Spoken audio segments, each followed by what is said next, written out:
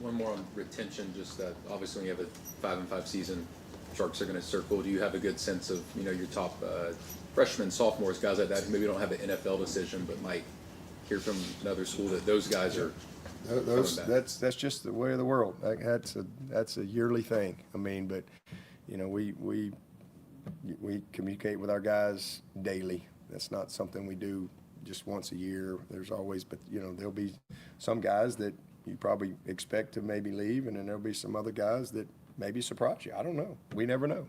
You never know.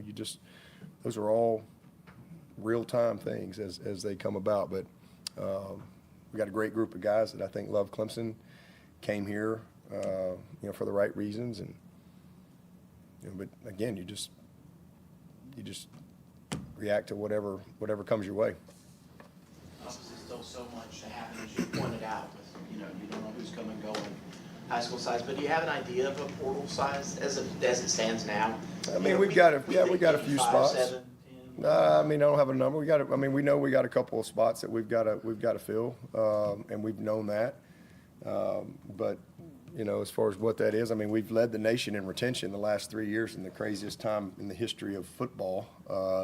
So I would imagine we'll still be right there near the top in the country in retention. I mean, we'll have some guys go pro. We'll probably have some guys move on. But I mean, some guys maybe just want to go play, that haven't really had as much opportunity to play. That's just all part of it. And, we're here to help them. We're here to help them. We got great relationships, and these kids, like I said, they love Clemson. You might have some guys that graduate that may want to go and play. We've had a couple of those guys last year, right, that have had a chance to go and play at some smaller schools and have some opportunity. And that's a great thing. Nothing wrong with that. Most of the kids that leave here are graduates, the great majority of them. They want to get their degree here, and then they might move on at some time or another. But, yeah, we got to just see how it all shakes out. There's no number. We know right now, like, if everything stayed the same, hey, we know we need a couple of spots, but we'll see how it all plays out. I saw on one of the preview shows a couple of weeks ago a coach saying, well, in this day and age, I have to cut kids.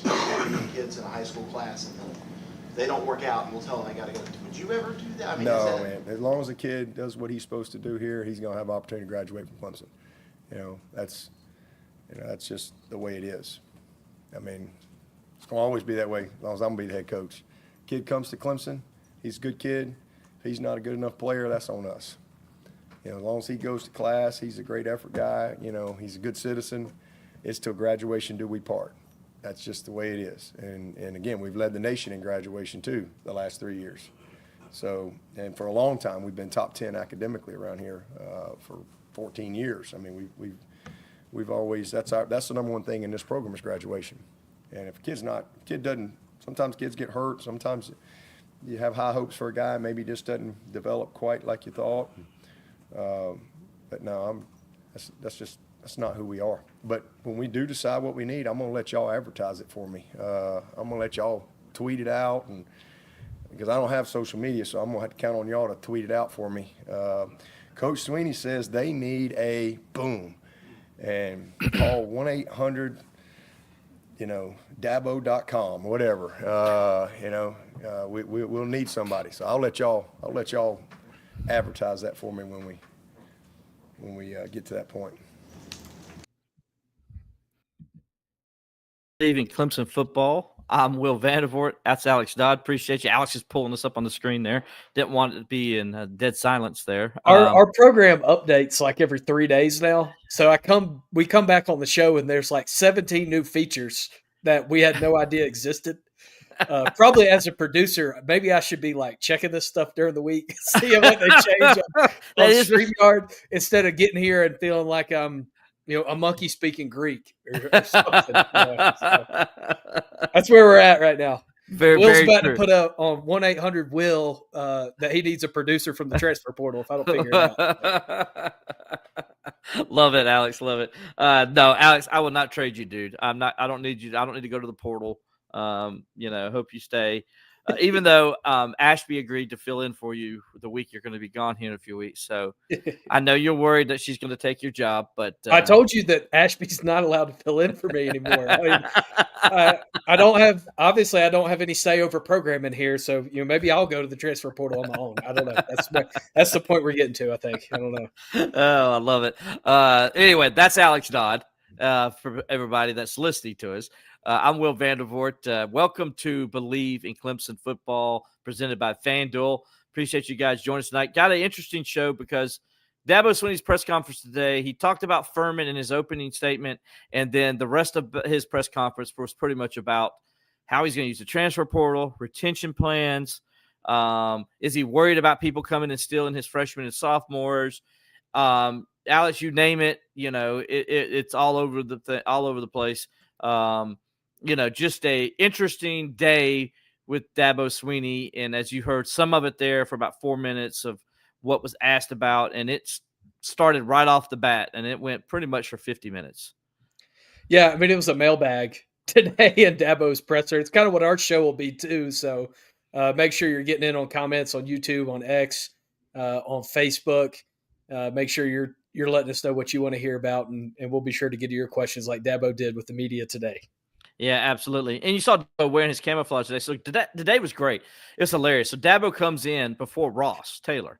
And he comes into the press conference and he says, "You guys seen Ross?" And we're like, "No." And so he starts to leave. He's like, "Well, I guess I'll just stay here. There's no sense in going to look for him." So then he sits down where we all sit in the media stuff. And he's just like, so I asked him, I said, "You going to ask a question?" And he's like, "Yeah, sure." So Dabo kind of blended in with us. And then Ross comes in. Ross had ran all over the building looking for Dabo. And he comes in, and Dabo's like, "Where you been? We've been waiting on you." And, Dabo says, because he's wearing his camouflage, you saw there. Dabo says, "I guess because I was wearing my camouflage, he didn't see me." So it was pretty funny. You guys didn't see that in the press conference stuff, but it was pretty good. Dabo was, just sitting in with the media and chilling until Ross Taylor got in to help start the press conference today. I thought it was a very open Dabo, very laid back Dabo.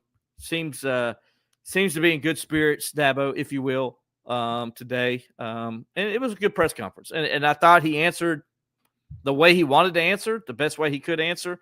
Our headline is Swinney not changing stripes regarding the portal NIL. We want you guys to get in on that because what I mean by that is some of the things he said today didn't really sound like, I don't know.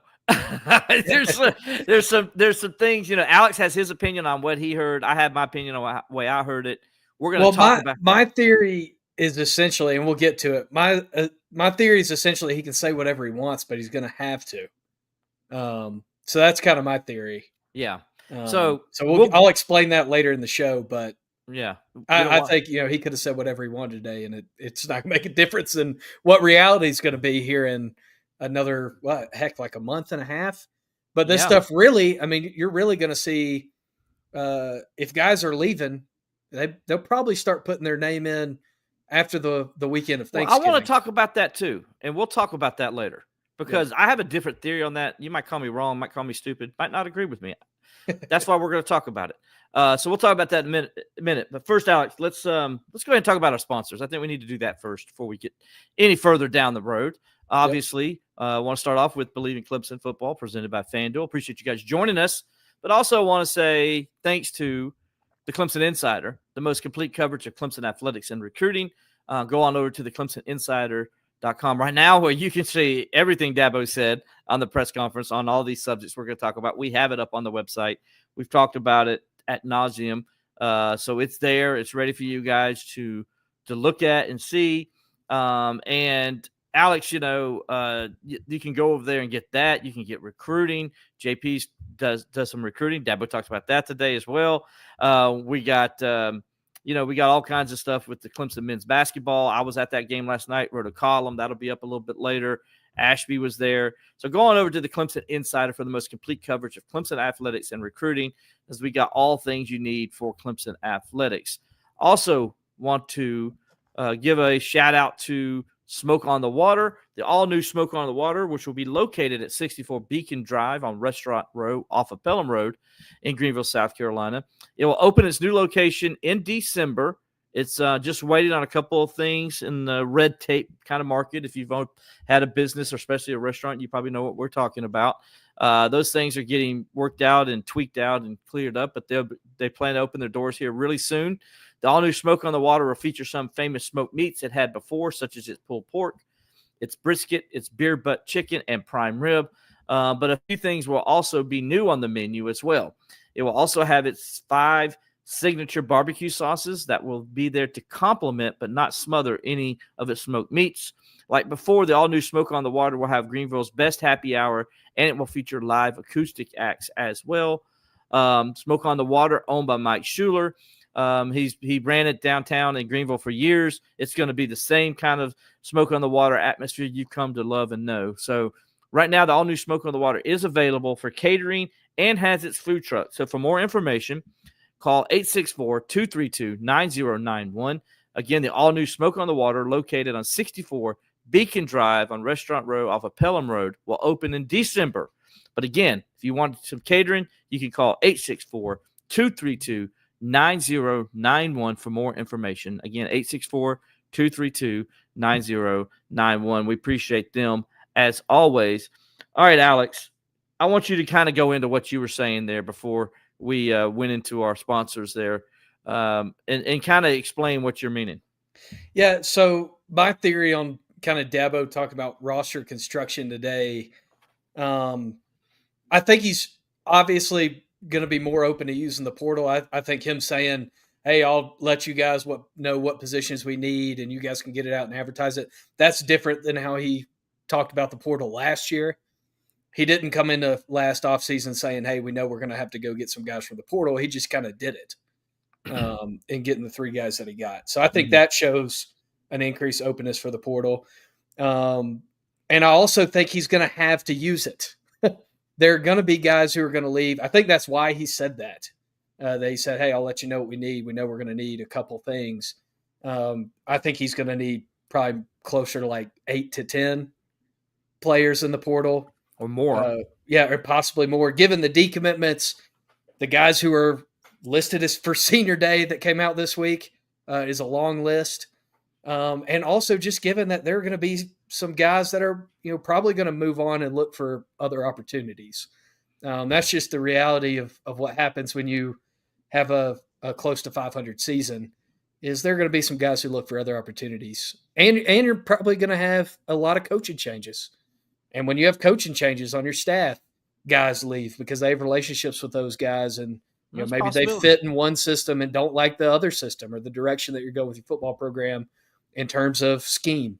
So you're going to have to fill spots. So Dabo's going to have to use the portal. I think that's why he demonstrated an openness. And I think there's another layer to that when you talk about his comments today about not willing to pay for unproven players. Right. And so let's and by the way, you guys want to comment, please get in on our comment sections there. We'd love to hear from you guys. We're going to let them pile up right now before we get to them. On this subject, your thoughts on this. What do you think Dabo's going to do? What do you think he's not going to do? One of the things he said, Alex, today was that he was not going to overpay for freshmen.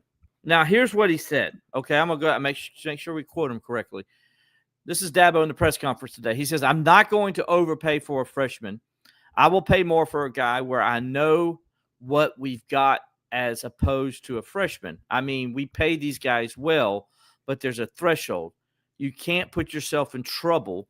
They are still freshmen. And then he went on to later say freshmen have still never had a peer. They have never lived away from home. They have never had money. I think there's still a level where you've got to be smart with freshmen. Okay, Alex, with all those comments, I'm fine with what he's saying. However, this is where I think me and you disagree a little bit, because I think you still have to pay big-time freshmen. Because if you want to get a quarterback, there's 2 ways to get a quarterback. You got to go to the portal and get one that's experienced, and you bring them in, and you pay him a lot of money, and that's your quarterback. Or you go recruit a high-level quarterback, such as a Deshaun Watson or Trevor Lawrence, but you have to pay them money to get them to come in because there's a value for them now. And if you don't do that, it's going to be hard to develop quarterbacks. So then you're going to be basically Florida State and Miami every year, and you're going to be paying for a new quarterback every year, and you're never going to have any continuity at your quarterback position, which could sometimes lead to some leadership issues and things of that, because your quarterback is your most important position and one of the major leaders in your locker room, if not the major leader in the locker room, right? So it's a very important position. And then there's defensive end, where your best defensive ends you're going to have to go get either in the portal and pay them, or you're going to have to go get them in the high school ranks and pay them. If you're not, if you don't do the high school part, Alex, I'm afraid you're not going to be able to develop them in the way that you want to. And then you're going to have to keep going to the portal every year to get defensive ends. It's not the way that, to me, is not what Dabo wants to do ultimately. But he's saying, we're not going to pay. But here's the thing. The best defensive ends are going to get paid. The best quarterbacks are going to get paid. Well, how are you going to get those guys to come on your roster and to be able to get them? Because if not, you see my concern. What I'm saying is, like, you're going to pay them later. Why not pay some that if you think they're going to be good, why don't you go ahead and pay them, and then you can develop them and put them in your culture instead of having to rebrand them when you get them. That's a fair point, Will. But also look at the teams in the country that are successful right now, and kind of poll yourself on where those quarterbacks came from and if they were high-paid freshman quarterbacks or not. You got Arch Manning, Gunnar Stockton, Dylan Raiola. True freshman right now, you've got JKS at Cal, Malik Washington. You got Bear Bachmeier at BYU, Bryce Underwood at Michigan. These aren't the best names of quarterbacks in the country right now. They're not guys that you paid for with a lot of money as freshmen. Those aren't the best quarterbacks in the country. The best quarterbacks in the country are guys that are experienced somewhere else, either at the group of six or small power four level that you pay to come into your program to be your quarterback, or a guy like Marcel Reed, who's kind of developed in the system, but maybe wasn't that he was a high prospect out of high school, but it took them a while and they had to take their lumps. Well, that's my point. You just made my point. So I made your point with one guy. I mean, Julian Sayen's a freshman, a true freshman at Ohio State. You make your point with Cade Klubnik. I mean, Cade is still one of the top quarterbacks in the country. He still is. Arguable. I mean, he's 57th in QBR. Well, yeah, but he's one of the mid-tier quarterbacks in college football. I'm talking about coming out in the draft. He's still going to be. There's people still. Trust me, I know. He's going to be a later round pick in the draft. No, I think you might not be surprised. I'm telling you. Round 5. Listen to what I'm telling you. Then you can comment. Okay, listen. I'm telling you. All right. So I listened to my Steelers podcast, and one of the guys who's on the Steelers podcast is he's a scout basically, and so he evaluates talent and understands this. He's talking about Cade Klubnik still being probably low first-round draft pick. And he says the reason why is because, he started off slow, but look what he's done lately. And he's like, and the scouts, he says, in their evaluation as a scout, when a guy has some trouble and adversity, how does he handle it? And what does he show to them that he can do? Because he's still got the same arm strength. He's still got the same ability to read defenses and all those things they like about him to begin with. How do you handle getting through a tough time? He says, well, Cade Klubnik is the guy you look at and you say, okay, and they talked about this on their podcast last week, so I'm talking to you. This is like fresh information, guys. And he says, when you look at a guy like that, you say, okay, he showed you some mental toughness, some mental fortitude. You take that into consideration in your evaluation. And he says right now he's still not surprised. He would not be surprised to see Cade Klubnik be late first round, early second round quarterback. Because there's a lot of things guys like about him that he brings to the table. So with that said, my whole point is Cade Klubnik is still a guy that is considered one of the top quarterbacks that came through one program. Right. And so rewind, hold on a second. But do you want a guy who's going to be a high draft pick, or do you want a guy who's going to win football games? Well, that's my point. Well, he would have won football games. It's not all Cade Klubnik why Clemson didn't win football I'm not games. saying that either. Yeah, I mean, that's not it. But my point being is this. if you go get one, you can't keep doing the Florida State Miami thing and bringing a new quarterback every year. At some point, you want to develop a quarterback. But if the quarterbacks aren't there to develop, you need to go get, like, you know what I'm saying? You can't go get, like, take a chance with, like, a Christopher Vizina, and you're like, well, we think he might be good. No, you got to know that you got a Deshaun Watson. Right. And that you just need to develop him a little bit and that he'll be fine. You got to be totally 100% confident that you're doing that. But to be that kind of guy you're 100% confident in, can be that quarterback, Alex, you're going to have to pay for him because that means he's one of the best. And that's what Clemson is used to getting, is one of the best. And I use quarterback and defensive end because they're the two most important positions on a football team. And defensive end, definitely you want to get a guy with talent because most defensive ends aren't going to develop as a true freshman. They develop later on. But do you want to have to go to the portal each year to get defensive ends? I mean, Will Helt's great, but you don't want to keep doing that every year. Right. You may want to get one defensive end in the portal every year. You might, yeah. So that's what I'm saying. Like, I get what Dabo's saying, that you don't want to pay the freshman because you don't know what you're getting. But at the same time, if you want to get the best freshman like Clemson's used to getting, you're going to have to. But here's another thing, part of that, Alex. I don't think they're going to be able to pay for him. So maybe that's why Dabo's giving us that answer. Maybe that's why he's saying, well, I don't know if we can get him. You know, because you got to see what Texas A&M, and I'm okay with Dabo saying this. I'm not going to pay $1 million to a kid, you know, because that's kind of ridiculous money. He's going over market value. Now you're making the market too high. And I get that from Dabo's standpoint too. So it's sort of a catch-22. Yeah, and I do think eventually, this is probably wishful thinking more than it is based in reality.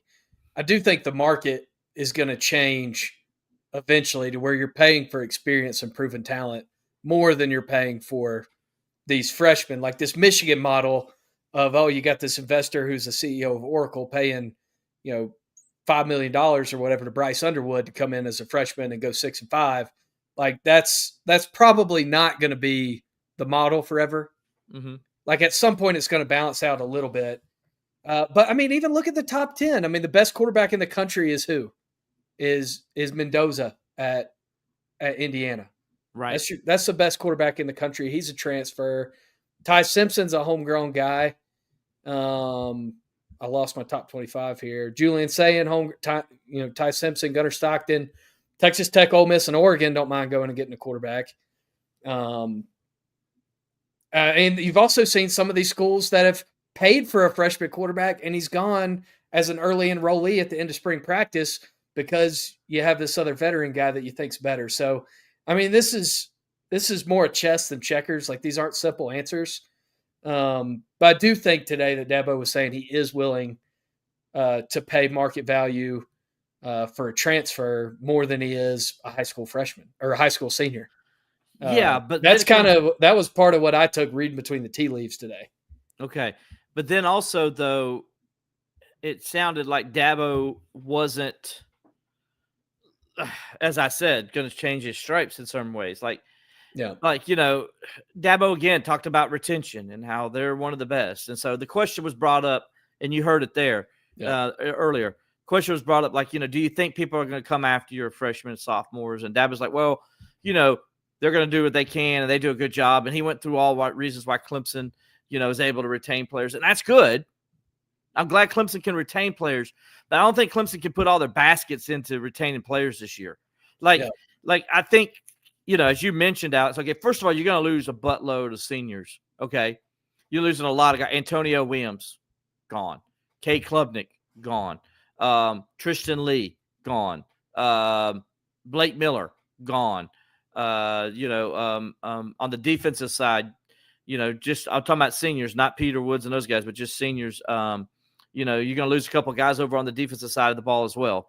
DeMonte Capehart, you know, he's gone. You're not going to have him back. There's going to be pieces missing on this team just from a senior standpoint. Then you throw in the Peter Woods and the TJ Parkers, the Khalil Barnes that are going to make decisions whether they're going pro or not.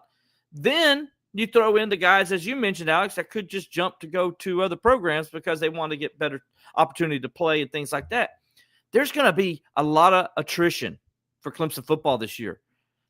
Okay, we did know Dabo's already lost a couple commit. Recruiting's not going to be the answer. Yep. this year. It's not. And it did sound today like Dabo's frustrated with the recruiting effort. Yeah, and Dabo did say, "Well, I'm gonna let you guys tell me what I'm gonna tell you guys what we need."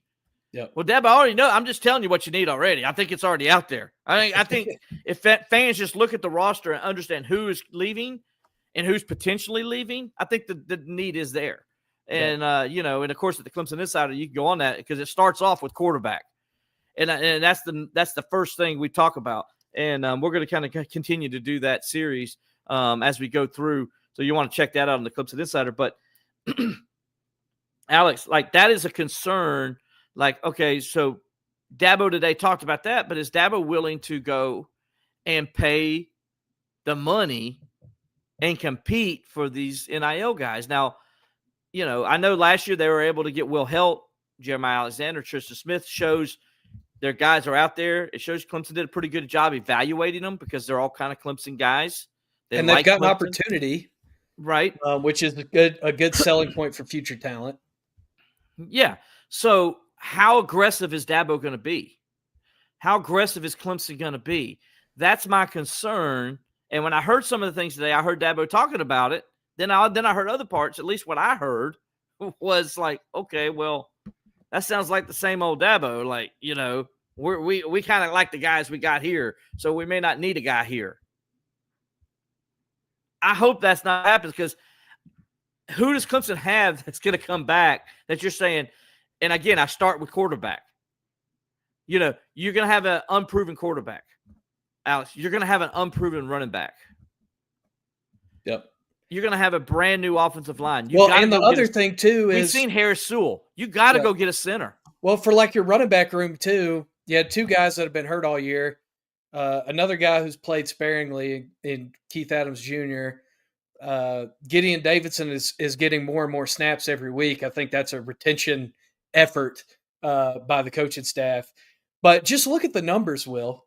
So on the potential senior day honorees list that Ross Taylor sent out in the game notes today, you know how many players are on there?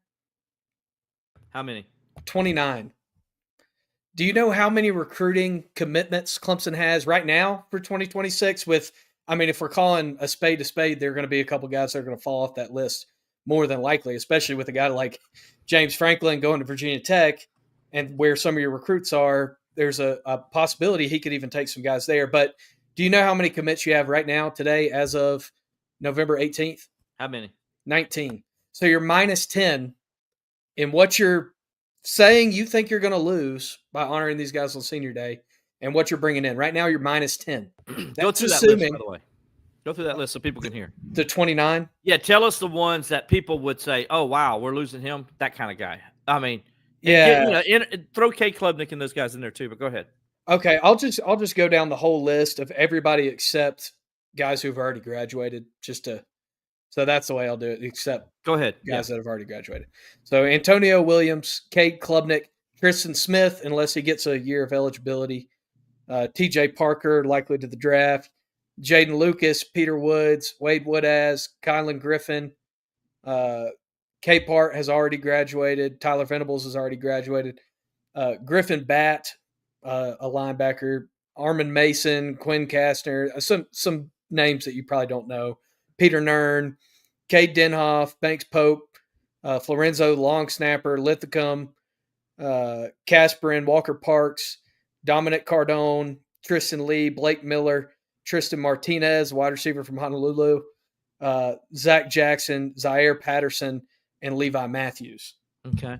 That's the current list. That's 29 guys. Now, just because you hadn't heard of some of those guys doesn't mean that their roster spot's not valuable. You got to fill those roster spots. Oh, no, you're right. And 19 commits as of today. So unless Clemson's going to hit the warpath when the season ends on the recruiting trail leading up to signing day, or if they're going to hit the warpath between early signing day and late signing day, you're going to be minus 10 at least on your roster. So that's 10 spots you have to fill to be up to the numbers you are now.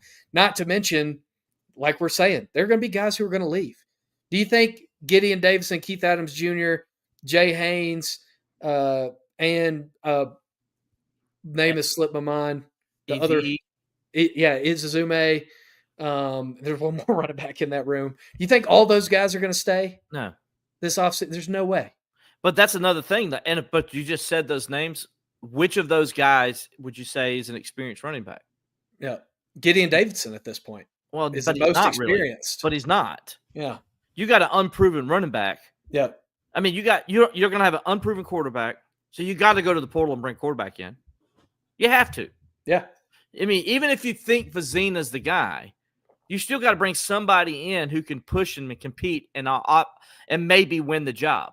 You don't go get a guy who you don't think is going to win the job, and no, because that's not. You want to go get a guy who's going to push Christopher Vizina or Denson. Do you think everybody's going to stay in the quarterback room? Well, that's a good question. I don't know. If you bring somebody in, do you think Vizina and Dennison are going to stay? I mean, I think Dabo's saying today that he hopes that Dennison gets some snaps on Saturday is another indication that, hey, this is a guy we need to get on the field if we want to keep him. Right. And well, they want to have some evaluation tape on him too. Yeah. That's another reason. And then, you look at running back. Okay. Davidson, you got Eze Ume. Okay. Those are the only two guys that have really played this year. Right. As you said, Alex, you're going to lose a couple of those guys. Does Green stay? Does Haynes stay? Those are guys that have played a lot in the past, but they got injured. Do they stay? Do they go to the portal? Because they're seeing the writing on the wall. Because I think you got to go to the portal, in my opinion, and go find an Adam Randall kind of player, like to come in. And what I mean by that is an experienced running back. Right. You got to go do find that diamond in the rough, if you will, like Tony Elliott did at Virginia, to be the running back there and who can push the starting job, because you want to have a guy who understands the role and the position and understands pass pro and all the things you got to know. You got to have that. Right now, Clemson will not have that. Well, behind Antonio Williams, do you think you're going to be able to keep every receiver in your receiving room? Well, you hope so, because you think you're going to be able to keep your safeties that you have now? Well, that's a great question. Do you want to? That's another question. I think you keep Ronan Hannafin, but is Khalil Barnes going to stay? Yeah. And I mean, especially given kind of the gain and loss of snaps that you've seen. Will, let's get to some of these questions in the thread. We got a lot of them. Yeah, let's go ahead. We'll start with Tiger Paw GT. Doesn't sound like a significant transfer quarterback is in the plans if Vizina is staying. Do you agree? Okay, it's my opinion. I do not agree. I think Vizina. I think Dabo has to go get somebody. I think Dabo knows that too. I don't think that they're comfortable saying Vizina is the guy. I think they would like to have Vizina come back because he's been in the school system a while. He understands the culture and all that stuff. So obviously I think they would prefer for him to come back. And if he does, I don't think they're 100% saying he's the starter either. Right. Because I think Dabo understands they got to have that. They got to have somebody in there that can push them or could win the job. Right. And that's the kind of guy that you need to go get. So quarterback, I think, is going to be a need for them. So I do think they will go out and try to get the best quarterback they can. A question in here from Ann Flanagan. We will need a whole D-line. First teamers are done in 2 weeks. I mean, you bring back Will Helt, you bring back Jaheim Lawson, yeah, that's what Green, the question is, Ari Watford. Is Will Helt coming back? Because Will Helt's he's good. You hope he's come back. I don't know where he is in the draft grades. He's a junior, remember, so they could lose him.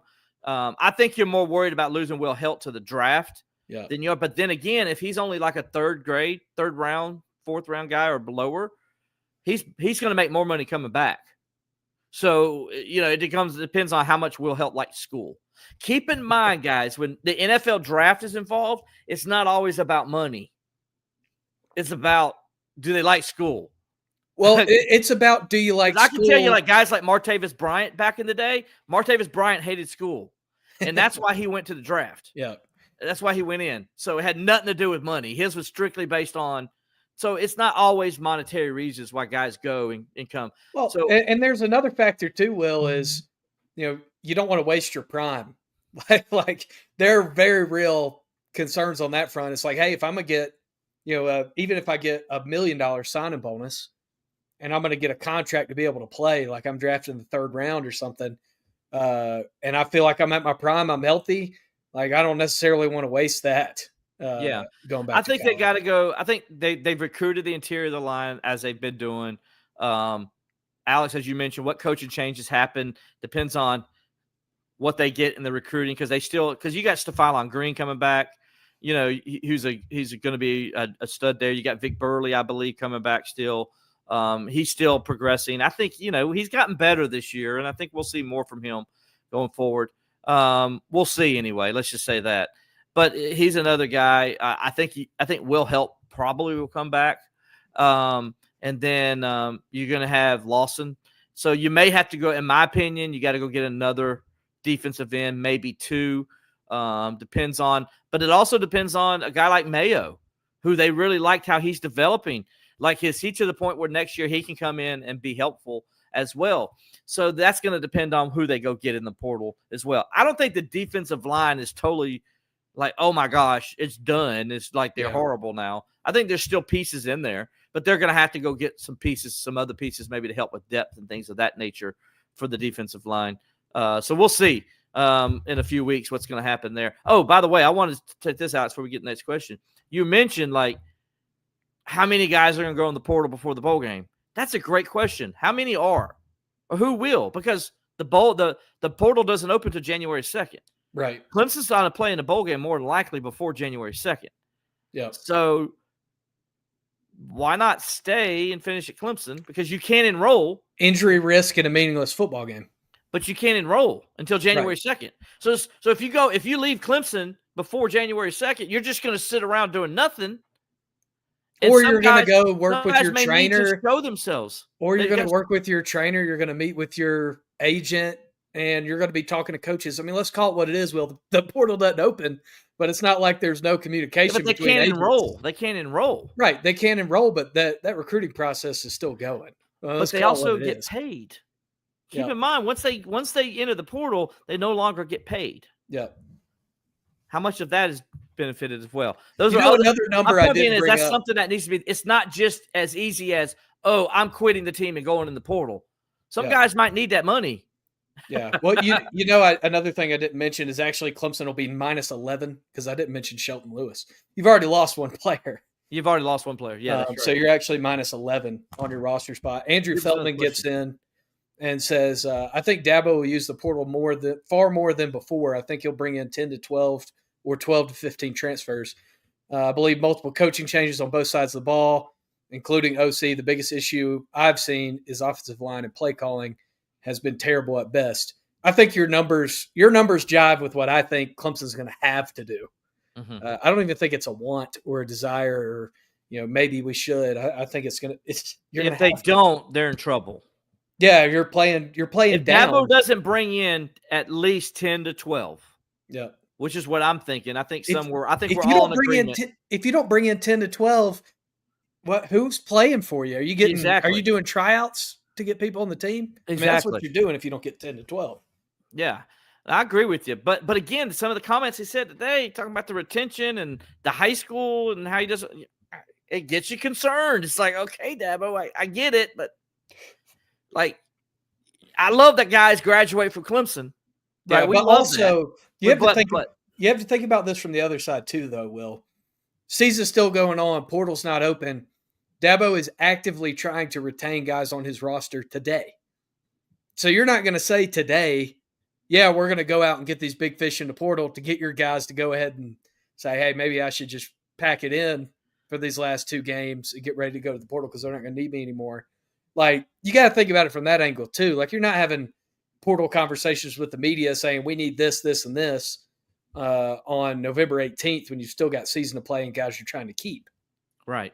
So that's another thing I'm thinking about. Coleman Mullen says Dabo saying a 3-star quarterback can be better than a 5-star on the college field. I get it. I mean, yeah, Chandler Morris, Mendoza. I get it too, but that's a big risk because if you're wrong, and let's be honest, it's harder now to evaluate than ever before. Yeah. Because of the way the world is now, and people are using the transfer portal more and stuff like that. I mean, these recruiting services too. This is another thing. Nobody talks about this. I haven't heard anybody talk about it in this portal NIL era. These recruiting services, are you telling me that there's no agents working for high school kids who are trying to get them ranked higher in these recruiting services so they can get paid more money? Like You this know is they are. this is a business. I mean, that happened. Things like that happened before the NIL and transfer portal. You Yep. have people working behind the scenes to move people up in this recruiting service business. So those ratings today, honestly, I would say there's more volatility in the recruiting rankings than ever before because there's monetary incentive for guys, their families, their agents Well, here's to get them the ranked higher now. and that's the dilemma Dabo and every coach in America's in. Do you want to risk going to get a freshman and giving him a lot of money, and then he leaves a year later, and you gave him all this money, and then he goes someplace else? Or do you want to go into the portal every year and have to get a guy? And that's the question. And it's a tough question to ask. And so, yeah, I agree with what they just said there. Like, maybe you got to get a 3-star, right? And bring the 3-star guy in because you know he's going to stay. You go get the Christopher Vizina because you know he's going to stay for a couple of years and you're going to be able to develop him, and maybe he does turn into something that you know that's worthwhile and all. And Christopher Vizina might be the answer at quarterback, but we don't know, Alex, because we've only seen him for one game, and it was against Duke, who's a horrible defense. So, like, we don't really still know. Like, I would love to have seen Christopher Vizina against Florida State, see how he handled that and the different coverages they put out, because Florida State still has some talent in their defense, right? Like, I would love to see him against South Carolina if we could, but we're not going to see that because you want to win the game, obviously. So you're going to put your best guy out there, right?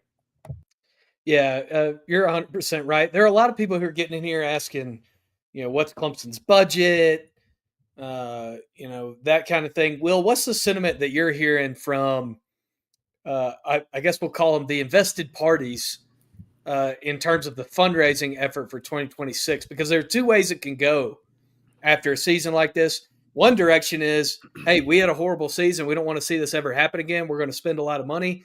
The other direction is we're disillusioned with the direction and we're not willing to break out the big bucks. Yeah. I think the disillusional is gone. I think Clemson people understand now they have to, help financially if Clemson wants to be back where it was. And the good news, here's the good news. First of all, you got IPTAY, okay? So IPTAY, here's the good news with IPTAY. It's absorbed. It's going to, they're pretty much the 110% society. And they're going to basically, if you want to, an IPTAY, you can say, I'm going to give the IPTAY, this much goes to the scholarship fund, this much goes to the 110. Okay? Yep. You just dictate how much you want to, which one you want to do the most to or whatever. Right. The good news is IPTAY has more donors than any other booster club in America, which gives Clemson a little bit of an advantage there because the smaller guy helps more than other schools' smaller guy does. However, with that said, it's still not enough. So, yeah, they need the big-time boosters and things like that. How many does Clemson have? I don't know. I do know this much, Alex. Clemson doesn't have the billionaire boosters like that. Yeah. They don't have they have some, but they don't have them as many as other schools have. I mean, you got the CEO of Whataburger. You got Hooters, and well, yeah, you got a couple. Yeah. Right. But you don't have there's schools that have, multiple. They have a bunch more, like Ohio State, for instance, would. Schools that have a lot of doctors and lawyers as their alumni, that helps too because they have more people with more money that have bigger pockets. Clemson just doesn't have that with engineers and agriculture people. Just doesn't have it. So that's a concern. However, Clemson's able to handle the money from a red share standpoint. Clemson's going to be fine there. Okay. Yeah. That's not going to be an issue with Clemson. The issue is the NIL money. Yeah. That's where the concern for Clemson is. That's where Clemson cannot compete. Well, and the other thing is that everybody wants to talk about the 5-star quarterback they want to pay $5 million for, or Darian Mensah getting his $8 million deal at Duke or whatever. What people don't talk about where NIL makes a real difference is when you're in a recruiting battle and it's like, hey, I kind of want to go to this place, but if you give me a little bit more and you can give somebody $5,000 more a year, and it helps them be able to get over the hump in a tight battle with another school. Here's where and that's the place where it really hurts you that nobody talks about is in those small battles like that. Here's what Clemson's trying to do, and they're going to do. You're going to see them do a lot of this because it's still about their culture and what they do. And Dabo's big on that, and I get it. Will Helt is a perfect example. you don't think Texas A&M didn't outbid Clemson for Will Hill last year? Mhm. Of course they did. Clemson ain't got the money Texas A&M has, not even close to it. But the reason they got Will Hilt was because they got close enough, and Will Hilt liked Clemson more. So you find the kids that still going to that school is important to them. I talked to DeAndre McDaniel about this before the season started, and he talked about how he talks to a lot of kids about, like, make sure that you like the school you go to when you make your decision. That's still important because this is where you're ultimately going to be. So you don't want to go to a school just because you're chasing the money, and then you get there and you don't like the coach, you don't like your position coach, you don't like the school, and you're miserable. Yeah, you're getting the money, but you're not happy. So what happens? You ultimately get in the transfer portal and you go back to the school you wanted to go to begin with. So why do that? Try to get in a situation where you can get the money you want to get that you think your value's worth, but get that and pay attention to what school you really like still. That needs to be a major concern with these kids even the kids that are entering the transfer portal. Go to a school that you like. Don't go to school just because you make more money or you get more playing time. Try to pay attention to how much you like that position coach, how much you like that head coach, how much you like the culture and the program, how much you like the school. That's why Clemson got Will Hilt. That's why Clemson got Jermaine Alexander. It's definitely why they got Tristan Smith, right? So you kind of go with that, and I think Clemson can find guys like that, like a Will Hilt, who is a big-time player, as we all know. I think they can get more of those if they try. It's just going to take a lot of evaluation, a lot of talking, and making sure you're getting the right kid, because Clemson doesn't have that NIL money. They got some, but they don't have that kind of NIL money to compete with Texas A&M and Texas and Georgia and Ohio Texas State. Tech. I mean, Texas Tech. They don't have that kind of money. SMU. Clemson ain't got what SMU has when it comes to that kind of money either. Yep. Rob Ellen gets in today's times, we have to recruit against Texas Tech. I bet Dabo competed against Texas Tech 0 times in the last decade. That's right. I bet the only guy on your roster that probably had an offer from Texas Tech, probably Cade Klubnik. Texas Tech is maybe Texas Tech or a serious offer. I mean, Harris Sewell probably did. Yeah. He's from Odessa, Texas, so he definitely had one. Yeah. I mean, that's like a suburb of Lubbock, if there is such a thing. Right. Exactly. So, if you can have a suburb of a desert Texas Tech, though, Alex, Texas Tech is like the Los Angeles Dodgers of college football right now. Yeah, and it's working. It's working. I mean, all of a sudden, Texas Tech is just, what I would like to do is like maybe try the Indiana formula. Like what's in Indiana? I know he brought a lot of kids over from James Madison, and that came with him, and that helped. But his quarterback he's got now, Mendoza's not. Like, what is Indiana doing? Like, kind of look at that. Is it because Indiana is not throwing a bunch of money at people. So, but kids are going there, and they're that. And see, here's the thing: Dabo has, and I think Dabo can reinvent himself. Yeah, me too. I really believe that he can. Dabo, and I think he's going to. I just think there's reasons why he wouldn't say on November 18th, "Hey, we're changing our philosophy." But he has talked. I mean, he talked again this week about trusting his instincts. But what does that mean? Does that mean he trusts his instincts? Like, was somebody telling him not go to the transfer portal? I don't think that was the case. No, last but year. I think it has to do with the way you compete for players, the way that you recruit, the types of guys that you go after early in the process. I think it's things like that, because the types of guys that Clemson goes after now, I mean, they're not necessarily the same as the guys that you went after in 2014. There's kind of some different players in the mix now than. But what does that mean, those instincts? Because Dabo's instincts, from what you just said, he went the opposite of that last year with Dabo's instincts. Right. So what does Dabo's instincts mean? Because if maybe Dabo's his instincts are telling him now that he needs to go to the portal. Because there was nobody last year telling Dabo not to go to the portal. There was nobody telling Dabo not to go compete to get this guy. No, we were all telling him to do it. So what does he mean by that? That's what I'm trying to figure out. I don't understand what that means. Yeah, Rob says recruiting, coaching hires, and play calling. Yeah, I don't want to get into coaching right now, guys, because the Jimmies and Joes are so important here because I think that's all going to be kind of one and the same. And what I mean by that is, yeah, does Clemson maybe need to make some changes? Absolutely, coach staff. I'm not saying that. But you guys got to understand the Jimmies and Joes are just as important, if not more important, than the coaching changes right now. And I think this is more, and that's what the whole topic was going by today at his press conference, because I think a lot of us realize that he's got this roster next year is going to be revamped. It's going to be a brand new roster for the most part if he does it the way we think he should do it. And I'm interested to see what Dabo does. There's a lot of concerns I have on how he tries to build this roster for next season, because he's got to be aggressive in the portal. He's got to be willing to pay a little bit more money. And the rule, Alex, here's my concern. You got Stephylon Green. Well, you got to bring in another defensive tackle. Okay. But if this other defensive tackle is really good, he's equal to or better than Stephylon Green, I want Dabo to pay him. So is Dabo going to say, well, is he going to revert back to what he did before? Like, well, I don't want to bring in a guy who's going to make more money than a guy I got currently on the roster. Well, how did Dabo pay Will Help versus Will Help's Jaheim not Lawson? making Will Help didn't make more than the TJ Parker. No, I'm saying than Jaheim Lawson. But that's not what more he's of a talking comp about. to Stephylon He's talking Green. about capable. Listen to what I said earlier. Yeah. A guy who's capable or better than Stephylon Green. They're both the same. They're either the same or he's better.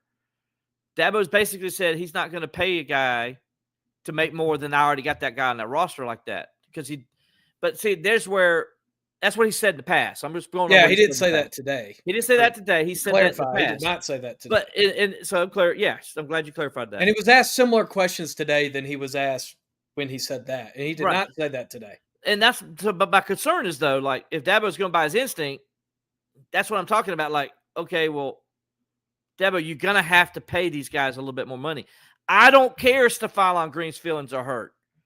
It's professional ball now. Alex, I'm going to make more money than you because, why? I've done this longer.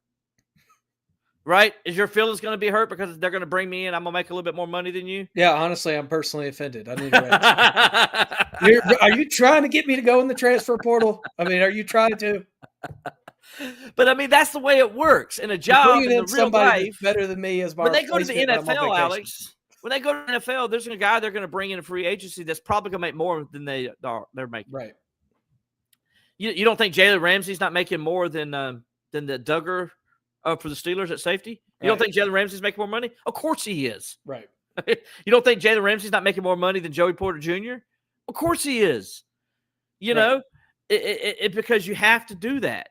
You know, you have to go get those guys and pay them more money, and you have to start telling the guys on the roster, "I'm sorry, guys, if you don't like it, there's the door."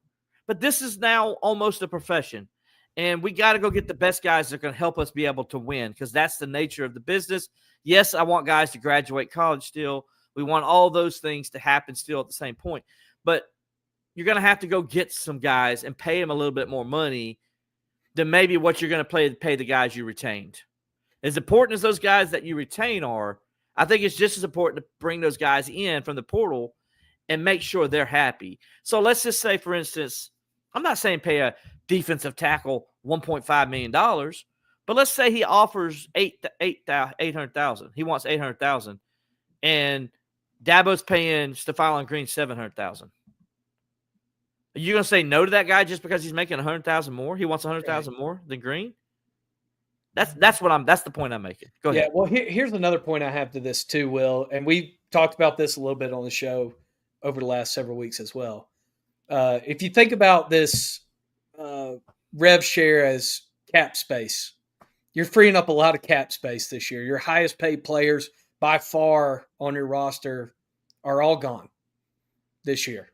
Right. And Antonio Williams and Capehart and Parker and Woods and Klubnik, like those guys are gone. So you freed up more money in the rev share.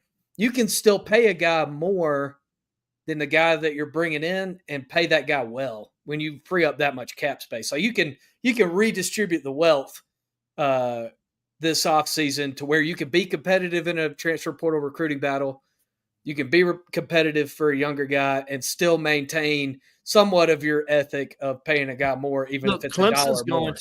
Clemson's going to put the money in to compete competitive and compete, guys. Right. That's going to happen. I'm not worried about that. And they have The cap problem space this offseason. They have yes, they do because of who's leaving. The Yeah. problem is, how are they going to use that money? That's my concern. Is it going to be used to retain guys that are they really going to help you, or is it going to be used to? And listen, I'm not saying keep the guys that want to But stay. here's the there. thing, Will. You I'm don't just have a saying, $3 million guy on your roster right now, do you? Do you have a $3 million guy on your roster? Yeah, you got a $3 million guy on the roster. Where's number 2? No, I mean for next year.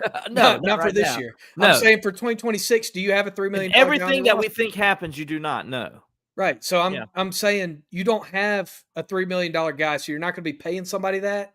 How much money does that free up for you to be able to offer a guy in the portal? I'm saying the money's going to be there, and you can be competitive and still value Alex, retention and value your current players. I think you can actually balance those things with the veteran guys who are making. But how much are you paying the retention guys? You're not going to pay the anybody guys you $3 bring million.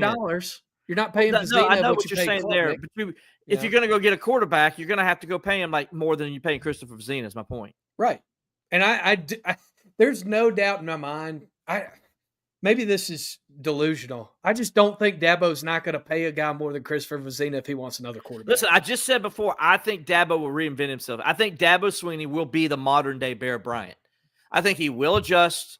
I think he will get it done, and he will take off, and Clemson program will get back to where it needs to be. I believe Coach Swinney can do that if he wants to. Right. I really do.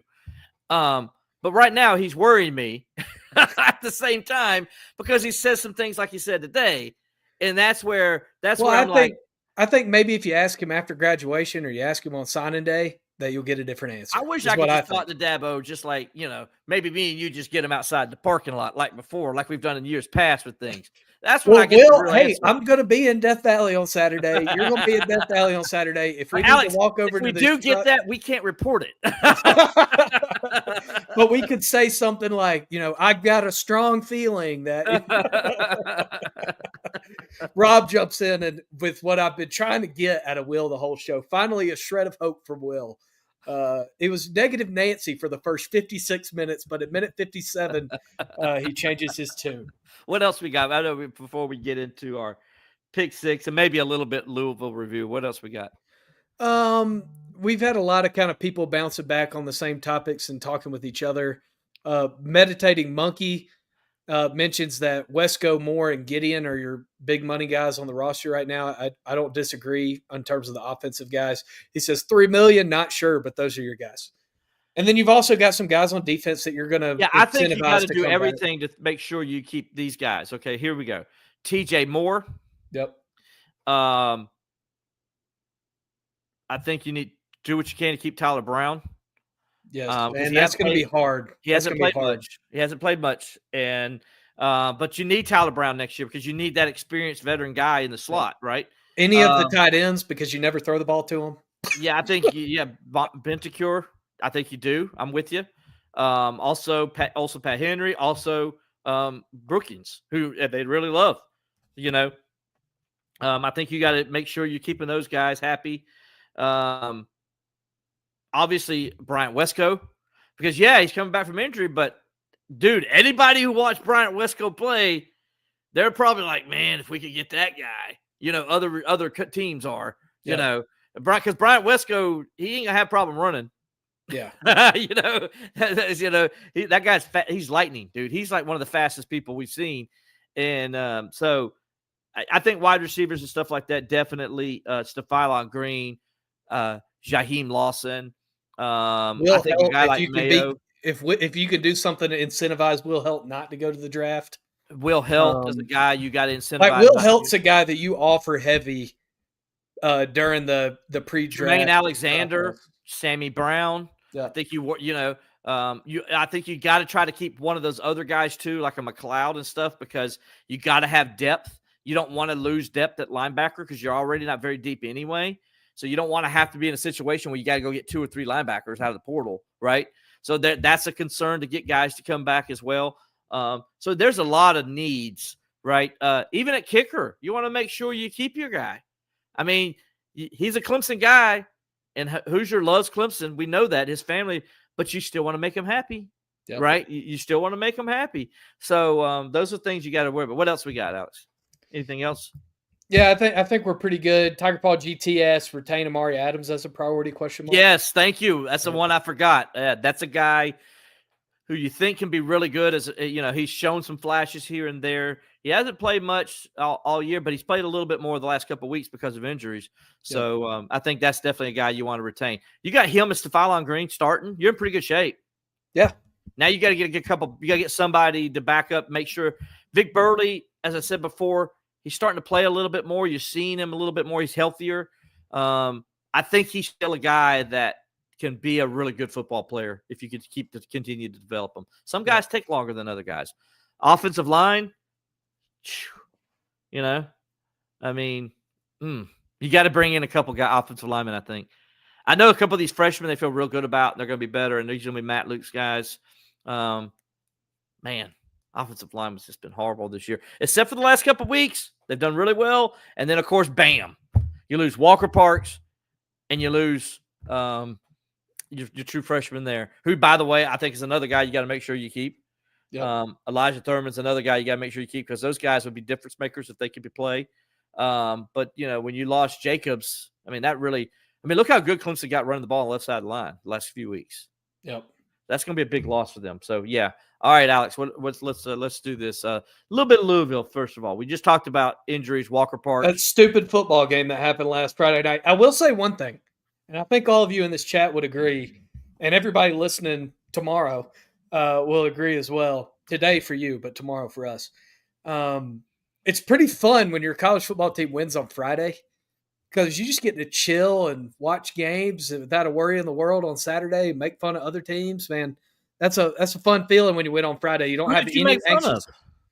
I don't know what you could be referring to. I think there was one game I was watching where a coach said something like in the first quarter. He was like, "Yeah, we beat this team by 24 last year. I don't know why anybody is surprised that we're winning this game." And then walked out like he was celebrating winning the national championship at halftime, and then proceeded to not score in the second half. I think that happened in one of the games I was watching. And did you see what that same coach said today to the media? Nobody was celebrating. No. He said that Saturday. He said they will this time next year they will be competing for the. Yeah, he said we'll be watching the playoff release show, anxiously awaiting our ranking. Yes. I'm like, dude, I don't know what team. At this rate. Why is this guy look? Whether that's the case or not, I'm glad. At this rate, it's possible. There are a lot of people in your fan base that don't want you coaching for your team next year. And it's nothing wrong with Shane Beamer believing that. Okay. And he could tell his players that and stuff like that. Dude, after what you just did last weekend, when you're talking about how you're beating the crap out of Texas A&M and you were going to win, that you're celebrating with your fans and you're doing all that, you don't come out and say this the next week. You keep your mouth shut and just do it. Because now if you don't do it. You know what you say after that? You say, hey, man, I'm not thinking about next year. I'm thinking about Coastal Carolina. He did say he was in the state playoffs. South Carolina's in the state playoffs. If they win, Clemson plays. South Carolina finally made the playoff. They made South Carolina State. They're playing Coastal Carolina. They're playing in the lower state this weekend against Coastal Carolina, and then they'll play. If Clemson's able to win the upper state championship against Furman, they'll play in the state championship.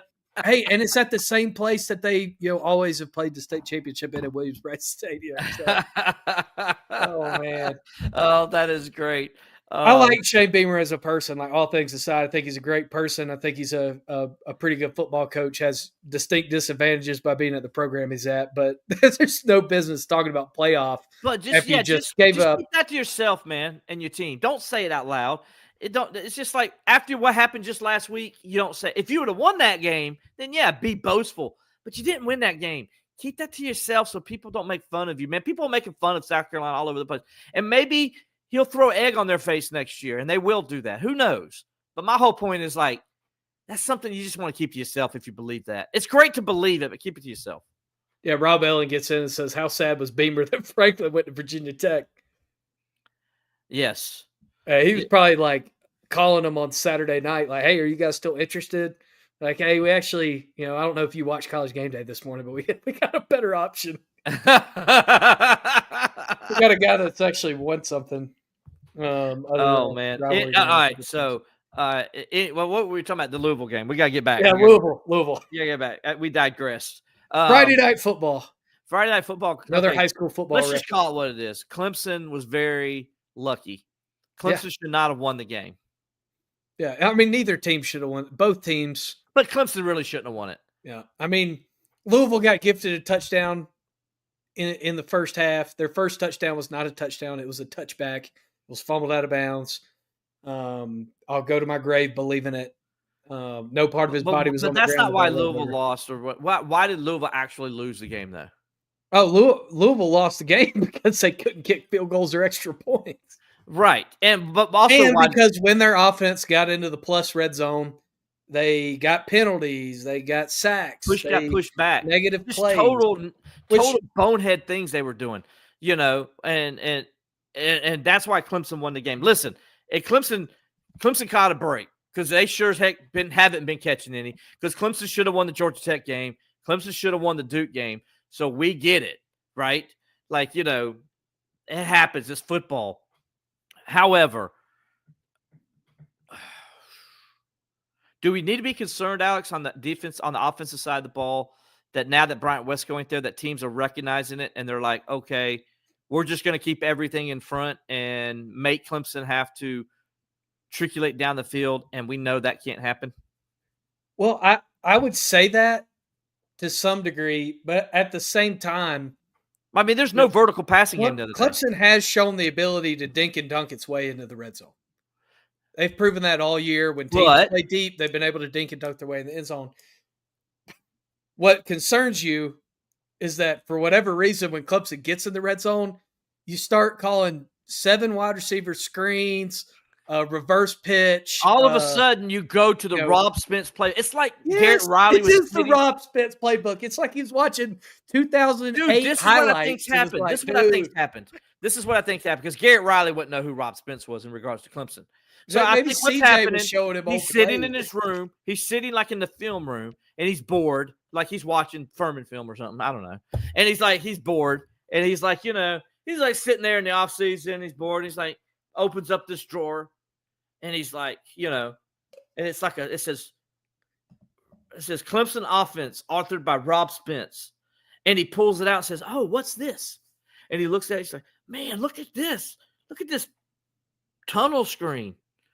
Look at this, man, 5 wide, and you throw a screen out to the wide receiver, who doesn't have enough people blocking. Look at this. Let's throw a screen when the numbers are. I'm going to use this. I'm going to use this boundary. Playbook. I'm going to use some of these plays in our playbook, and we're going to institute them. That's almost like he found Rob Smith's playbook by accident and started using it and thinking it was good stuff. Like, come on, dude. Like, and Texas A&M offensive coordinator found it too against South Carolina late in the game, because he calls for the screen out there to the sideline behind the line of scrimmage, by the way. Like, what are you doing, guys? Stop overthinking things. You got Adam Randall, who's averaging 8 yards a carry. All right, Clemson's getting a good push up front all night. What are you doing? Louisville hadn't stopped you in those kind of situations the entire night. And when you get in the goal line, you're like, you know what? I'm going to pass the ball now. Or let's run Peter Woods. Let's run on 3rd and goal. Let's run Peter Woods up the middle and have Peter Woods dive over the goal line, which you never do on 3rd and goal if you're a running back. You know that. But that's why you don't give the ball to Peter Woods. And on 4th and goal, let's have our quarterback revert to 2 years ago where he runs the wrong play on 4th and goal at the 1 yard line and just start doing his own thing again, because that was so much fun 2 years ago when we watched that happen. So let's watch it happen again. But there were some good things that happened in the game. The defense did step up once Louisville moved into the territory. Yeah. That was good to see. That was kind of vintage. Khalil Barnes tried to step up a couple times. Yeah, problem was he stepped up and tried to tackle like this, and that usually doesn't go well. Yeah, that's another thing. Can we talk about that real fast? That's another thing. When you learn to tackle guys, Alex, whoever taught you to tackle like this? Nobody. Yeah. That's how you get planted. What are we doing? What are we doing, Clemson defense? What are we doing? Well, I just didn't think there were going to be 2 tombstones that came from the game. Like, obviously, Clemson got the tombstone that it gets to put out in front of the football facility for beating a ranked team on the road. And then there's a tombstone at like the 15-yard line at Cardinal Stadium. Here lies Khalil Barnes. passed at the hand of Kewan Brown. Okay, Alex, who got it worse this weekend? Khalil Barnes. I'm sorry, Khalil Barnes. I don't mean to dunk on Who you got it today. worse this weekend? Khalil Barnes or Barrett Carter? Who got it worse? I don't know, dude. Khalil Barnes got tombstoned twice. I mean, he got buried twice. I think Kewan Brown at a certain point in the game was like, dude, I don't even care about scoring touchdowns Alex, anymore. I I just was want to see where worried- number 7 is so that I can put him on his back. I was worried for Barrett Carter's health. It looked like he got thrown. Like, he literally looked like he got thrown. I mean, if you watch an up-close picture of that, all you see is Barrett Carter's face, like, just like, and he knows something bad's about to happen. So, if you don't know what I'm talking about, I don't know how you don't know if you watch football, but Barrett Carter was thrown like a rag doll by Pittsburgh's Mount Washington, as they like to call him in Pittsburgh, Donnell Washington, as he just threw him like a rag doll. Dude, he wasn't the only one. No, he threw 2 more guys. Yeah. I mean, that was another instance of a football game where somebody was like, dude, I don't even care about scoring. I just want to collect teardrop tattoos instead. So Anyway, yeah, that was tough to watch. But the defense did step up when it mattered most. I mean, the missed field goals. I mean, it's not like they missed 2 chip shot field goals. Those were long field goals. One of them was with the backup kicker, and it was, still a pretty long field goal, even though it was the shortest one I think that he had attempted on the year. The offensive roller coaster continued, but Clemson deserved to get a break. I mean, let's call it they what it is. deserved the break. Clemson no hasn't gotten any breaks all season. Like, every 50-50 call has gone against Clemson. Every, moment in the game where the ball bounces one way is bounced to the other team. Like, Clemson, if there was any point in the year where Clemson deserved some breaks, it was this one. I mean, they deserve some breaks, especially after at the beginning of the game. It starts out with Louisville being gifted a touchdown on a ball that they fumbled out of the end zone. And you're like, here we go again. Right. But Clemson finally got some breaks at the end of that game. It's like the football gods were like, I'm sorry. I also knew when Louisville missed 2 field goals and an extra point that there was no way Clemson was beating Georgetown in basketball. They sacrificed the basketball season just like they did in 2016. They've sacrificed the basketball season. But this time you did it for bowl eligibility. The first time it was for a national championship. So Yeah. I don't know if it was worth it to sacrifice the basketball season. Yeah, but I'd say this much, and this is some more good things. Adam Randall running the ball. Yes. That 46-yard run in the fourth quarter was huge to set up the winning touchdown. And he's been due for a run like that. I mean, just with the way he's been running all year, he's due for a breakaway run. Absolutely. I thought Walker Parks on that. Dabo mentioned this today, and I didn't think about it, but Walker Parks is from there, and his last game was in Kentucky, and he's playing against Louisville, whose dad played against, right? And so his dad played at Kentucky, and so and then he has the biggest block that sets up the game-winning touchdown. So then he got hurt after that. So it's kind of like, God don't say oops, right? I mean, the biggest things happened for him. And so I didn't think about that till Dabo said that today. That's pretty good. Darn it, Dabo. Why didn't you tell that on Saturday? That would have been, that was Sunday or Friday, whatever day it was. That would have been a heck of a story to write that day when it happened. So, but Walker Parks played good. I thought the offensive line overall played pretty good. There were a lot of good things that happened. I thought Kate Klubnik played well. He took what the defense gave him for the most part, other than his one bonehead play that he made at the end in the fourth quarter there. It mattered most, potentially. Yeah, but he threw the ball well, made great decisions, very decisive with his passes. So finished plus in the turnover margin. Yeah, you had a plus. Avion Terrell making a huge turnover that really changed the game there because it's 9-3. They're losing. They need a break. And he makes the break. They get the turnover there. He saw the ball was up high, and he's like, I can take that out. And he did. He took the ball right out. And Clemson needed that. And then what happens on the very next play? 25-yard touchdown by Adam Randall, running off the left side, right up the A-gap, dude. And it was like a wide open hole. And then he ran over their linebacker. Nobody talked about the guy he ran over. Well, it was kind of a scared tackle. So he just caught like a piece of him. It wasn't the same as If you it saw wasn't Adam Randall running at you, wouldn't that be a scary tackle too? I I'd be think if I scared. saw anybody running at me, I would Adam probably- Randall's a big dude. He's a big dude. yeah, he is. He I is. mean, I think Adam Randall's gonna make it in the NFL as a running back. I really do. I think he's there's a going good to. possibility. I mean, he has the physical build, he has the skill set, he And has he can the do what? acumen. And he can catch the ball in the backfield. Yeah, he can catch the ball out of the backfield, and he can block. Yeah. So he has all the tools. I think It makes you really wish that you brought Adam Randall in as a running back at the beginning of last season yes. to be your number 2, because I think if you did, then I think you're in a completely different situation when you get to December of 2024. If you had, Well, Adam Randall as you number don't probably 2. lose. You probably don't lose to South Carolina. You probably don't lose. You may not lose that Louisville game. I don't know. Louisville, they couldn't stop the run, just like they couldn't in this game either. But it is what it is. But you did stop the run in the fourth quarter. You did. I think you just had a miserable, no good, very bad third quarter. I think Qualk says what they have 7 carries for 2 yards. Yeah. Louisville did in the fourth quarter.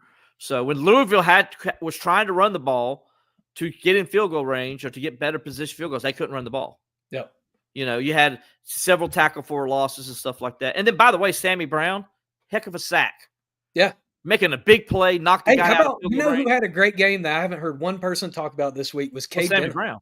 Cade Denhoff had a great game this week. Kane Denhoff has played well all year. Yeah. He really has. He gets a lot of mess from Clemson fans on Twitter, and I really don't understand it. But I hate to say it out because those guys don't understand football. If you watch Kane Denhoff play and you watch him really just play, he actually has been very productive when he's out there. And now he's not going to make the splash plays, but he's played better than TJ Parker all season. Yeah. I mean, he really has. So, by the way, Louisville, you want to know what side Louisville's running the ball to every time? They were running the ball to 3 side every time. Yep. They weren't running to 13, and when Clemson switched it up, they tried to run on the other side, and that's where they had to run into Peter Woods and Devontae Capehart because they like, oh man, they had no choice because they were running over there, and Peter Woods was able to swallow them up and make plays to help his boy TJ Parker out. But when TJ Parker was out by himself, where on the other side, on the left side, they were just, they would run opposite Will Help almost the whole game. Yeah, they didn't want anything to do with Will Help for obvious reasons. Parker is the weak link in the run defense, and they know it. Teams know it when they play him. Yep. So 100%. Parker's got to get better if he's going to play in the NFL. Yeah, and he's still in every mock draft as a first round. And by the way, I will say this though, he did rush the passer the best he has all year. Yes, 100%. As bad as he played against the run at times the other night, he rushed the passer very well. He pressured the quarterback a lot, and I thought probably played his best game at pressuring the quarterback. Yeah, 100%. Do we want to talk about Furman? Nah. Do we just want to This is what I'm going to say about Furman. Clemson, you just got to go out there and take care of business. Yeah, this is a team that's 6-5 overall. They're 4-4 in the SoCon. They're really young. They're inexperienced. This is their last game. This is their last game. They beat VMI to kind of punctuate their season and finish 500 or better. Offensively, they scored less points offensively on average than they give up defensively, and that kind of shows how their year's been. You ought to be able to move the ball at will, get guys reps, and hopefully you can work out some kinks. I think this is a good time to work out some kinks on the offensive line, get some guys some reps, some of those younger players on the offensive line that need to help out now that you've had these injuries. This is a good opportunity to do that before you play South Carolina in the season finale. It's going to be so much purple. Like Kate Klubnik's last time in the Valley. You want those guys to go out on top. And there's going to be so much purple in Death Valley. Why is Clemson? Somebody asked me this. I asked you that. Why are they doing the all purple game against the purple team? Yeah, why are they doing military appreciation? Why didn't they do military appreciation against Florida State? Yeah, but now you're doing all purple against purple team. It's going to look like the biggest Furman home game in the history of the world. Of the history of Furman football. Yeah, let's just call it what it is. It's way bigger than Serene Stadium or Paladin Stadium. Just don't wear the orange pants. That's all I say. They're for what? What would they wear the orange pants for? To get bowl eligible. You never know. Dabo's changed things up. Oh this my year, gosh, Alex. he is going to do it, isn't he? No, they posted on Twitter and on Facebook and everything else that we are wearing the orange, purple, purple. They posted it on everything. They're wearing the orange, purple, purple. Orange helmet, purple, purple. Okay, gotcha. Yeah. Even though I hate the all purple, they look like Barney. Yes, and Stephen Leslie is a slightly different purple, but I mean, it's still a lot of purple. You're not going to be able to tell a difference. It's still a lot of purple. It's a lot of purple. All right, Alex, pick 6 segment. Let's go. All right, let's talk about last week. Finally, from the Lord, has to be. I finished better than Will in a week. First time ever. First time ever. I went 4-2. Thank you, Brent Venables in Oklahoma. I knew you had it in you. And Will went 3-3. Thank you, Brent Venables in Oklahoma. That was the difference. Yeah, that's what you get for picking against Brent. Will has improved to 43-29 on the season. I am now over 500 again. Second time. Yep, at 37-35. Don't mess it up this week. No pressure. I'll try not to. I will say in our pick 6 is kind of interesting. I don't really know what to do because there's no spread for Furman Clemson, obviously, because it's Then we don't do it. FBS versus FCS. So I guess I'll pick another game. Because we have to. We're not going to pick that game, even if it was a 45-point spread. Clemson going to cover? No, probably not. Yeah. Oh man. Well, I'll figure it out. Let's start out with Coastal Carolina at South Carolina. South Carolina is a 23.5-point favorite after suffering massive heartbreak. Are you really doing week. this game? Are we really doing this game? They're preparing for the college football playoff in 2026. Will 23.5 for the Gamecocks. Yes. If they don't cover the 23.5, then they've quit. Yep. Don't you? Yep. I mean, it's not like it's a good Coastal Carolina team. Yeah, it's like a very average Coastal Carolina team. So Carolina should cover the 23.5. Yeah, I'm with you. I'm taking Carolina with the 23.5 despite the heartbreak. I was kind of trying to bait you into a have they quit or not. Well, we'll know if they don't. If they struggle in this game, we're going to know, I think. You know, I could make this like the dumbest pick 6 week ever. I could have put like Georgia and Charlotte and Ohio State and Rutgers and everything. I did not do that. Just wanted to give the appearance. Oh, this is SoCon week in the Southeastern Conference. Yes. And in the Atlantic Coast Conference, at least for Clemson. At least for Clemson, yes. Yep. The next one is Louisville at SMU. Oh, good one. The Mustangs are a 2.5-point favorite. Vegas loves that number 2.5. I've learned that this college football season. Give me the Mustangs at 2.5. Even I don't think Louisville has nothing else to play for. They're not very disciplined. SMU, I think they're still playing for an ACC championship, even though they got to have some things happen, but they're still trying to play for one. I just like SMU here, especially with that 2.5. Always take the home team when they're getting only 2.5 points. Yeah, I'm with you. I'm taking SMU in this one for the same reason. It's like such a deflating game for Louisville last week. Your quarterback's out here questioning the culture of the team.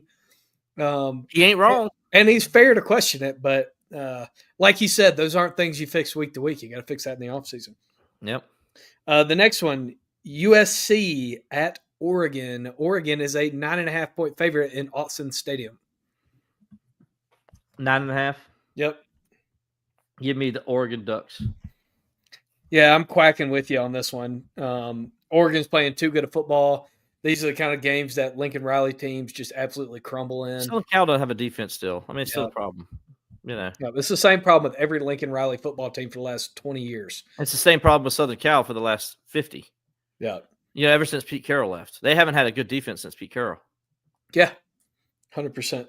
The next game, a top 25 matchup in the ACC, or actually it may not be a top 25 matchup anymore. I haven't looked at the college football playoff rankings tonight. Okay. Pitt at Georgia Tech. Georgia Tech is a 2.5. Definitely not still one. Yeah. Georgia Tech is a 2.5-point favorite on the flats. And the Yellow Jackets can clinch a berth in the ACC championship game with a win. Yep. So, and they came and back. Pitt has everything to play for in this game too. Pitt's playing for an ACC championship as well. If they win, Georgia Tech, they got a chance to beat Miami and get in. Georgia Tech had a little bit of look ahead last week, and so did Pitt. They did. And so did with Pitt. that, because of the two, Pitt did not have a look ahead. Pitt played Notre Dame. I think Georgia Tech to 2.5 points again, playing for a championship. I think give me the Yellow Jackets. I think they stamped their ticket to Charlotte. Yeah, same here. I think if this spread was 3.5, I would be tempted to take Pitt, but because it's 2.5, I think Georgia Tech wins by at least a field goal. The next one, BYU is a 2.5 point favorite at Cincinnati. In the weirdest Big 12 football game ever played. Cincinnati lost that game last week, right? Lost a heartbreaker, if I'm not mistaken. I cannot remember. Let's see. Yeah, Cincinnati lost last week 30-24 to Arizona. Yeah, I think they lost like in the last minute or so of that game. I remember. Yep. BYU were they off last week? I know they got their butts kicked by somebody. Was that last week or the week before? BYU got their butts kicked on November 8th at Texas Tech. They kicked TCU's butt at home last week. Okay. Yeah, give me the Cougars on this one. I think 2.5. I think that's fair. I know they're at home and they're on the road and they're favorite by 2.5, but I like BYU. I think they'll win by at least a field goal and win this game. Yeah, I think you're right. And the last one, another weird one. This is a weird week in college football. Miami is a 17.5 point favorite at Virginia Tech. Is James Franklin coaching Virginia Tech? I think he probably is going to be there. Why can't he coach though? Like, I mean, he's the new coach now. The season's not over. Yeah, I don't know if you come in and coach like. I know you don't know the players and stuff like that. Yeah, maybe he's just preparing to coach against Tony Elliott right now. Miami is 17.5 point favorite. It's a rivalry game, sort of, right? Yeah, old Big East. Yeah, old Big East. They used to play for the Big East title all the time.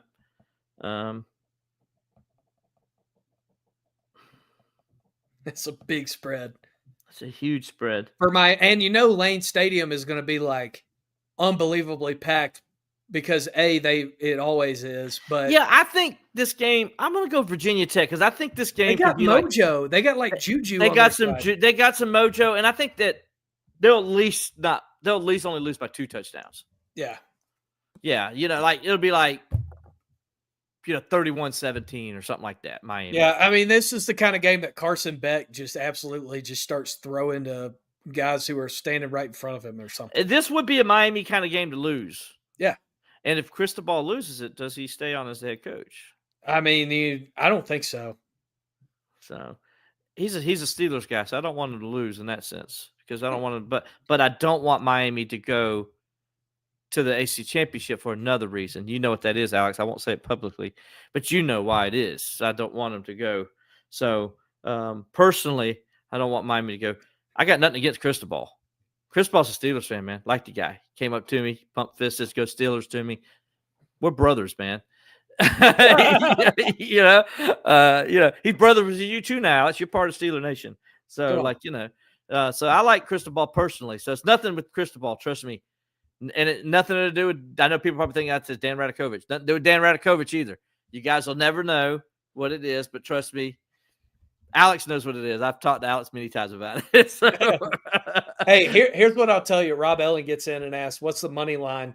Current money line on FanDuel. All of our odds presented by FanDuel. Our podcast is presented by FanDuel. Virginia Tech money line plus 680, $10 bet to win $68. Rob, if you want to get in on it. There you go. And then Rob also gets in sellers to the U. A lot of rumors on Twitter. Depends on if the U wins this game. But why would he leave when he can go to the college football playoff next year at South Carolina?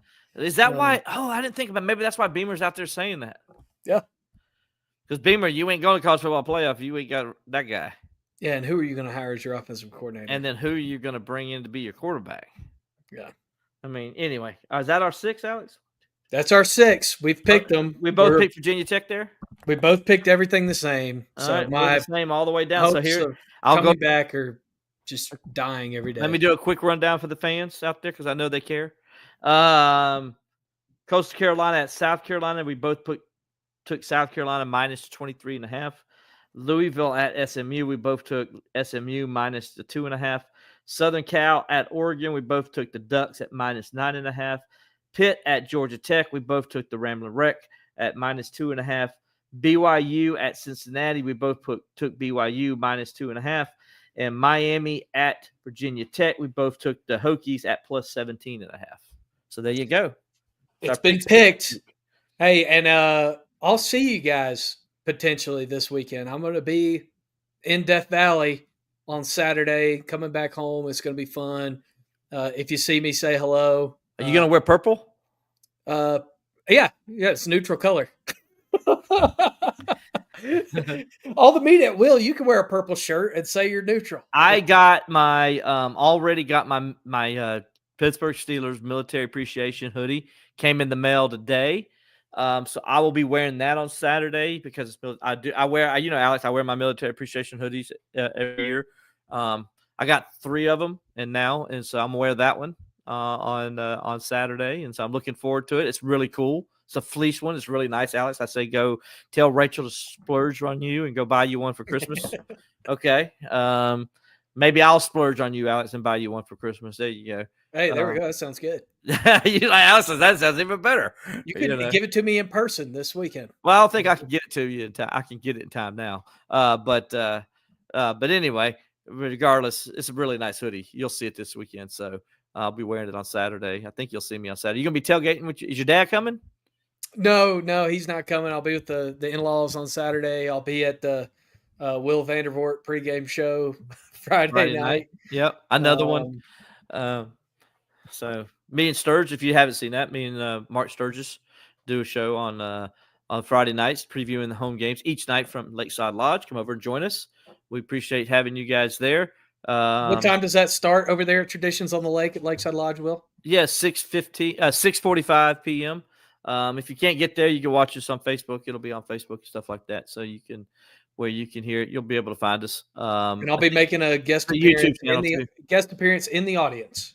Alex will be making a guest appearance in the audience. He's probably the guy heckling me. Yeah, probably. I'll be like, "You're an idiot." What do you know? You suck, Vanderbilt. You don't even know how many points per game Furman's offense scores. You're right. So, I'll do my homework a little bit then because I am a professional, and you still have to be prepared for the game itself because there is a football game, and I have to cover the football game. So I'll be prepared for that, obviously. So, but man, that's been pretty fun though. It's like glad to a little different show this week because of the way the press conference went today with Dabo, which I kind of figured that's the road we were going to go down today, just because it was Furman. Next week will be all about South Carolina. Hey, we've got big plans for you. It should be a really fun week, is the hope. It's the hope. Yes, a really fun week for Clemson Carolina game. With that said, we hope you guys will join us next week. For Alex Dodd, I'm Will Vandervoort. We'll talk to you next time on Believe in Clemson Football.